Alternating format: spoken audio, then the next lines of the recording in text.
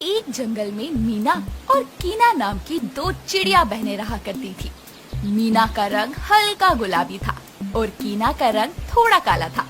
दोनों अपनी माँ सोना के साथ नीम के पेड़ पर घोंसले में रहा करती थी। कहने को तो दोनों बहनों में बहुत प्यार था, पर कहीं न कहीं मीना को अपने रंग पर बहुत गुमान था, जिस वजह से वो अक्सर अपनी बाकी सभी चिड़िया मित्रों में कीना का मजाक बनाया करती थी। ऐसे ही एक सुबह दोनों बहनें अपने घोंसले में बैठी बातें कर रही होती है। तभी मीना बोलती है, सुनो मीना, तुम मेरे साथ शाम को सैर पे मत जाया करो। पर दीदी, मैं तो तुम्हारी बहन हूँ ना, फिर ऐसे क्यों कह रही हो? क्योंकि तुम मेरी तरह सुंदर नहीं दिखती और जब भी मैं तुम्हारे साथ सैर पे जाती हूँ तो सब मेरा मजाक बनाते हैं। ये तुम कैसी बातें कर रही हो मीना? मैं तुम्हारी बहन हूँ, तुम मेरे लिए ऐसे कैसे कह सकती हो? जैसे सब कहते हैं वैसे ही कहती हूँ। वैसे भी मुझे शादी करनी है, अपना घर बसाना है। मैं नहीं चाहती कि तुम मेरी शादी में कलंक बन जाओ। मीना कीना से ये बात कर ही रही होती है कि तभी वहाँ पर उनकी माँ सोना आती है और उनकी बातें सुनकर बोलती है, ये तुम कैसी बातें कर रही हो मीना? मीना तुम्हारी छोटी बहन है और अगर उसका रंग हल्का काला है तो इसमें उसकी कोई गलती नहीं है। रिश्तों की पहचान प्यार और अपनेपन से होती है, ना कि रंग रूप से। माँ, मैं कीना से प्यार करती हूँ और उसे अपनी बहन भी मानती हूँ, पर आप जानती हो ना, मुझे शादी करनी है और कीना का यह रंग रूप मेरी शादी में विघ्न पैदा करेगा। देखो मीना, तुम्हें वही मिलेगा जो तुम्हारे भाग्य का होगा। जो तुम्हारा है वो तुमसे कोई नहीं छीन सकता, पर जो तुम्हारा नहीं है वो तुम्हें कभी नहीं मिल सकता। अपनी माँ की बात सुनकर मीना बुरा सा मुंह बनाकर वहाँ से उड़कर दूर चली जाती है और अपने दूसरी सभी चिड़िया दोस्तों के पास जाती है। तभी उसकी दोस्त कुहू उससे बोलती है, क्या हुआ मीना, ऐसी उदास क्यों हो तुम? कुछ नहीं यार, वही माँ के रोज रोज के प्रवचन। अपनी छोटी बहन को कुछ मत बोल, ये वो तुम तो जानती ही हो सब। वैसे वो तुम्हारा दीवाना है ना, शंकु चिड़ा। कल जब शाम को तुम सैर के लिए नहीं आई थी, तब वो उस पुराने बेरी के पेड़ पर ही बैठा रहा तुम्हारे इंतजार में। तुम सच कह रही हो? वैसे मुझे वो अच्छा तो लगता है, पर मैं यही सोचती हूँ कि कहीं मुझे उससे कोई अच्छा भी मिल सकता है, फिर मैं उसी से शादी कर लूंगी।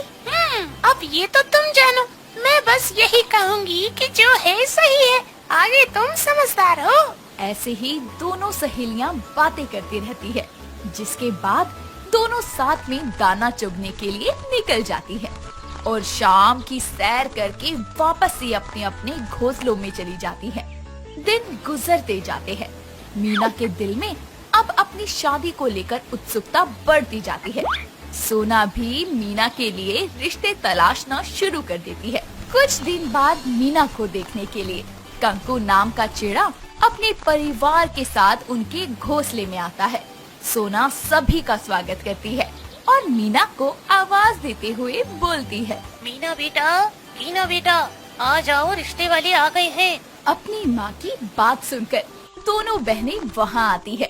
कंकु को मीना का रंग रूप पहले ही नजर में भा जाता है, पर मीना उसे देखकर मन ही मन में सोचती है, माँ को भी यही चिड़ा मिला था।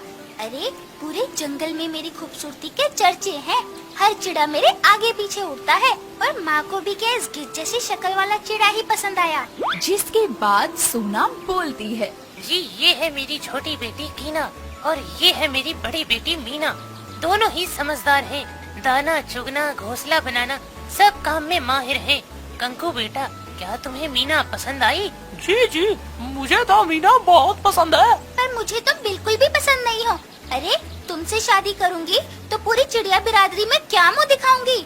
नहीं, कभी नहीं, मैं तुमसे शादी नहीं करूंगी।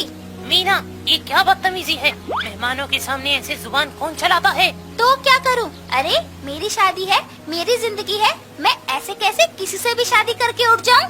पर दीदी, अगर आपको मना ही करना है तो थोड़ा आराम से भी तो कर सकती हो ना। हर बार अपनी खूबसूरती का इतना घमंड करना सही नहीं है। अगर इतना ही बुरा लग रहा है तो कंकु चिड़े से तुम ही शादी कर लो, मैं तो शंकु से शादी करूंगी। अरे, दीवाना है मेरा वो दीवाना। मीना की बदतमीजी को देखते हुए खुद से कंकु मीना को नापसंद करके कीना से शादी कर लेता है और उसे अपने साथ अपने घोंसले में ले जाता है। दिन बीतते जाते हैं। कीना और कंकु खुशी खुशी अपने घोंसले में रहने लगते हैं। दोनों सुबह शाम अपने घोंसले से निकलकर साथ में सैर पर जाते और साथ साथ ही दाना चुगते। तभी वहाँ मीना भी अपनी मर्जी से शंकु चिड़े से शादी कर लेती है और उसे अपने इशारों पर नचाती है। ऐसे ही एक शाम को शंकु मीना से बोलता है, देखो मीना, मैं मानता हूँ कि तुम एक खूबसूरत चिड़िया हो और मैं तुमसे प्यार भी बहुत करता हूँ। हाँ तो फिर यही कि तुम कोई काम नहीं करती हो, न घोंसले की मरम्मत के लिए तुम तिनके चुनती हो, न ही खाने के लिए दाने चुन कर लाती हो। और जब मैंने कहा कि नए पेड़ पर नया घोंसला बनाना है, तब भी सब मैंने अकेले किया। देखो शंकु, जिस तरह मैंने तुमसे शादी की है ना, उसी तरह मैं तुम्हें छोड़ भी सकती हूँ और किसी नए चिड़े के साथ अपना नया बसेरा बना सकती हूँ। इसलिए तुम मुझ पर हुक्म चलाने की कोशिश तो जरा भी मत करना। पर मीना, हम दोनों पति पत्नी हैं, शादी हुई है हमारी। इस जीवन के हर सुख दुख में हम दोनों का बराबर योगदान है। शादी का मतलब ये नहीं होता कि पति या पत्नी दोनों में से कोई एक ही सब करे, बल्कि हमें साथ मिलकर सब करना चाहिए। उसे ही शादी कहते हैं। शंकु की बातों का मीना पर कोई असर नहीं होता और उसकी शादीशुदा जिंदगी दिन पर दिन खराब होती जाती है। तो वहीं कीना और कंकु अपनी जिंदगी में बहुत खुश थे और कीना माँ भी बन चुकी थी और उसकी छोटी सी चिड़िया भी बहुत खूबसूरत थी। ऐसे ही एक शाम को कंकु और कीना दोनों ही मीना और शंकु से मिलने के लिए उनके घोंसले में जाते हैं। कीना के चेहरे की रौनक और खुशी देखकर मीना दंग रह जाती है और बोलती है, क्या बात है कीना, शादी के बाद तो तेरी काया ही पलट गई। क्या करूं, कंकु मुझे बहुत खुश रखता है और मेरी एक बेटी भी है। अभी सहेलियों के साथ घूमने जंगल गई है, नहीं तो मैं साथ लेकर आती उसे। अच्छी बात है। पर दीदी, आपको क्या हुआ? आप ऐसे उदास क्यों हो?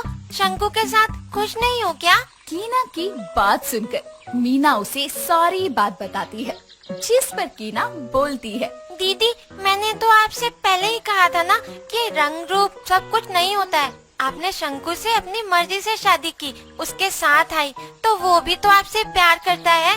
जैसे आप चाहती हो कि वो आपके लिए सब कुछ करे, वैसे वो भी तो यही चाहता होगा ना कि आप उसके लिए सब कुछ करो। शादी दो लोगों का साथ है दीदी, एक अकेले का नहीं, इसलिए साथ मिलकर चलो। कीना की बातें सुनकर मीना को अपनी गलती का एहसास होता है और वो बोलती है, मुझे माफ कर दो कीना, मैंने हमेशा ही तुम्हारे साथ गलत किया और अपने रूप का घमंड किया, पर तुमने कभी भी मेरी बात का बुरा नहीं माना, हमेशा मुझसे प्यार किया। मुझे माफ कर दो मेरी बहन। कुछ देर मीना से बात करने के बाद कीना और कंकु वापस अपने घोंसले में लौट आते हैं। शाम को जब शंकु भी मीना के पास उसके घोंसले में आता है, तभी मीना उससे माफी मांगती है और हर काम में उसका बराबर का साथ देने लगती है और अपनी शादीशुदा जिंदगी को सही तरीके से जीती है।